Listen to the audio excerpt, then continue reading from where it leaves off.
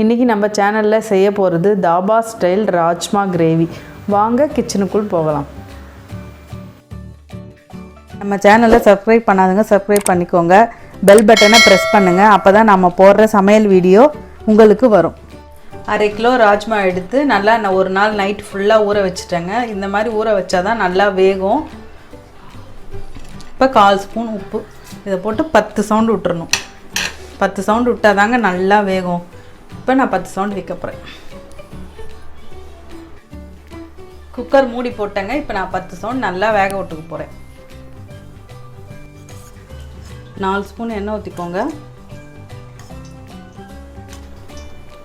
1 spoon நெய் ஊற்றிக்கோங்க.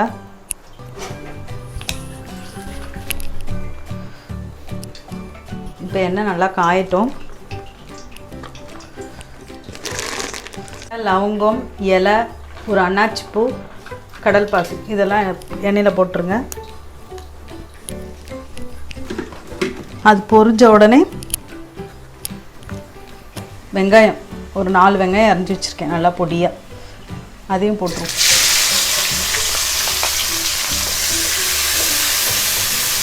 நிமிஷம் நல்லா வதங்கட்டும். வெங்காயம் சிம்மில் வச்சு நல்லா 8லேருந்து 10 சவுண்டு விட்டாங்க.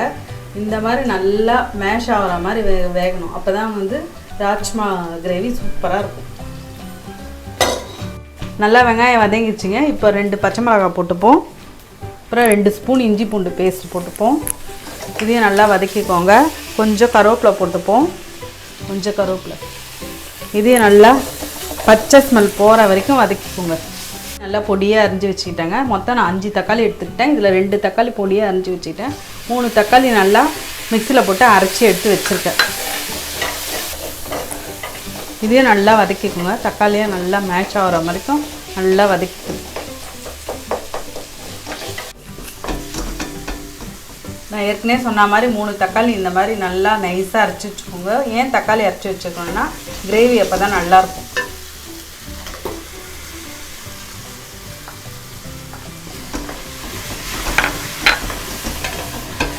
இதே நல்லா இந்த ஸ்மெல் போகிற வரைக்கும், தக்காளியோட ஸ்மெல் போகிற வரைக்கும் நல்லா வதக்கிக்கோங்க.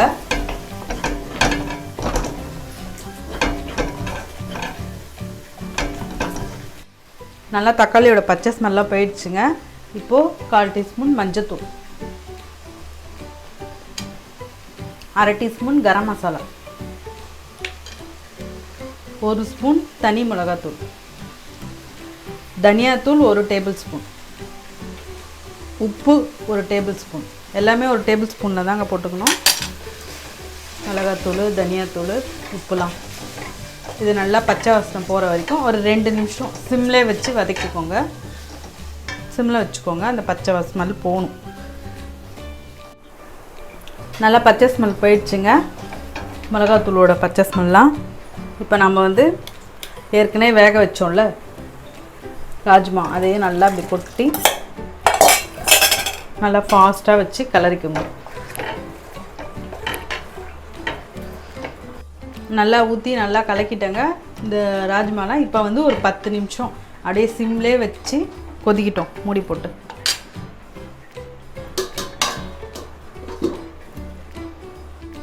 நல்லா கிரேவி ரெடி ஆயிடுச்சுங்க. நல்ல ஸ்மெல் சூப்பராக வருதுங்க கிரேவி. நல்லா இந்த மாதிரி கலக்கி விட்டுக்கோங்க. எவ்வளோ சூப்பராக வந்திருக்கு பாருங்கள். இது சப்பாத்தி, பரோட்டா, தோசை இது எல்லாத்துக்குமே சூப்பராக இருக்குங்க. நீங்களும் வீட்டில் செஞ்சு பாருங்கள். ரொம்ப டேஸ்ட்டாக இருக்கும். யாருமே இந்த ராஜ்மாலாம் ரொம்ப செய்ய மாட்டாங்க. ரொம்ப ஹெல்த்தி இது ராஜ்மா. உடம்புக்கு ரொம்ப ப்ரோட்டீன் சத்து இருக்குது. வெண்ணெய் ஒரு 1/4 ஸ்பூன் போட்டுக்கோங்க. லாஸ்ட்டாக கொஞ்சம் கொத்தமல்லி தூவிக்கோங்க. தூவி விட்டு கிளறிடுங்க. ஏன் வெண்ணெய் போட்டேன்னா, வெண்ணெய் போட்டிங்கன்னா ரொம்ப ரிச்சாக இருக்கும், ஹோட்டல் ஸ்டைலில் இருக்கும். சப்பாத்திக்கு சாப்பிடும்போது செம்ம டேஸ்ட்டாக இருக்கும் வாசனையாக. Rajma gravy ready.